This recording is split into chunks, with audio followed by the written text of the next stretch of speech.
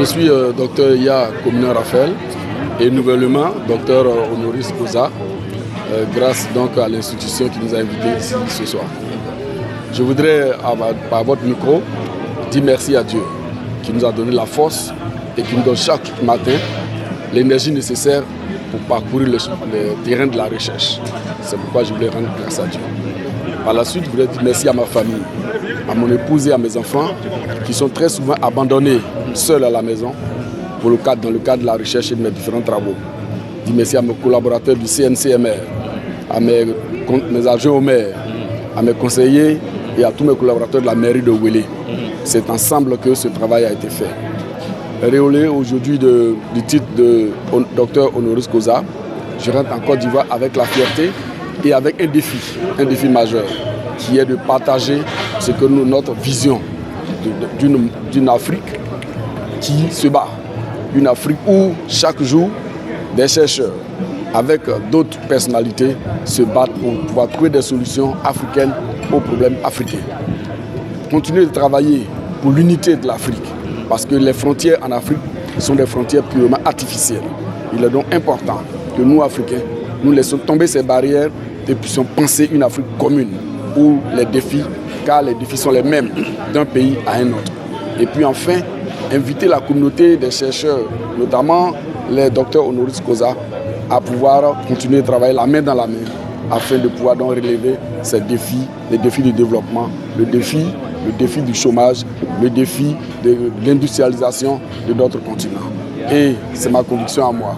Il faut qu'on laisse tomber toutes ces théories qui nous viennent d'ailleurs et essayer de nous approprier les théories propres à l'Afrique, notamment la question de la population. L'Afrique est suffisamment grande et très sous-peuplée. Il faut donc qu'on commence à regarder vers comment trouver les ressources humaines nécessaires, comment trouver les consommateurs en Afrique. Parce que les Africains, nous sommes prompts à produire, mais quand nous produisons, qui consomme? Un grand continent qui à peine fait 20% de la population mondiale. Il faut qu'on regarde tous ces défis-là et qu'ensemble nous travaillons vers une Afrique prospère. Voici autant de défis pour moi que pour tous les thèmes de votre. À votre avis, qu'est-ce qui empêche aujourd'hui l'épanouissement de l'Afrique, son développement? Se trouve le boulot des grands. Il y a 3 problèmes essentiels selon moi. Le premier problème, c'est la corruption, trop élevée en Afrique. Il y a Mao Tse-tung qui disait que la corruption est l'élément fondamental pour détruire les États. Et tant que nous ne trouvons pas une solution à la question de la corruption, quelles que soient les bonnes volontés, rien ne marchera pour l'Afrique. Deuxièmement, les théories qui nous viennent d'ailleurs, jusqu'après plus de 60 ans d'indépendance, nous laissons encore imposer les théories de l'Occident. Il faut qu'on y mette fin et qu'enfin, on commence à prendre en compte les théories propres à l'Afrique. Et puis troisièmement, mettre en place des politiques qui permettent à l'Afrique de mettre en valeur ses enfants. Les enfants, les cerveaux, les chercheurs et tous ceux qui ont de la connaissance pour travailler pour l'Afrique. Vous voyez, c'est très souvent que les cerveaux africains fuient pour aller voir sur d'autres continents. Or, on peut bien travailler chez nous avec nos cerveaux. On peut mettre en place les mécanismes nécessaires pour que les Africains, les connaisseurs, les connaissances et les chercheurs africains restent en Afrique pour travailler pour l'Afrique. Mais après une telle distinction, est-ce que vous avez un ressenti particulier? Oui, c'est qu'il y a du chemin à faire. Quand on a écouté tous ces chercheurs, toutes ces grandes personnalités qui ont pris la parole, il y a du chemin encore à parcourir. Mais ce qui est intéressant, c'est qu'on a l'espoir. L'espoir parce qu'on a la connaissance. On a les hommes qu'il faut et on a les moyens qu'il faut. Il suffit simplement qu'il y ait un mécanisme de coordination de toutes ces choses-là.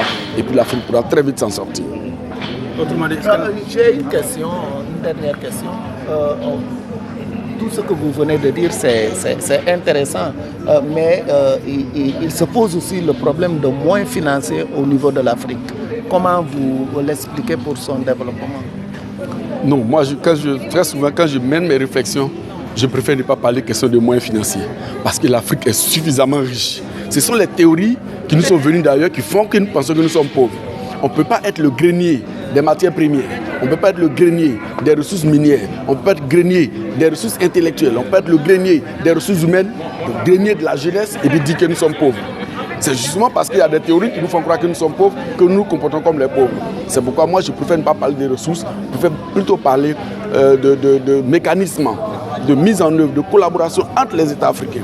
Au lieu de vendre nos matières premières en Europe, pourquoi est-ce qu'on ne les vend pas entre nous? Pourquoi pas la coopération entre nous? Vous voyez par exemple au niveau de la CEDEAO. Vous voyez au niveau de la CEDEAO. Aujourd'hui, si je ne peux pas venir payer du matériel au Sénégal et aller en Côte d'Ivoire en grande quantité aller vendre sans que je ne sois soumis aux frais de douane.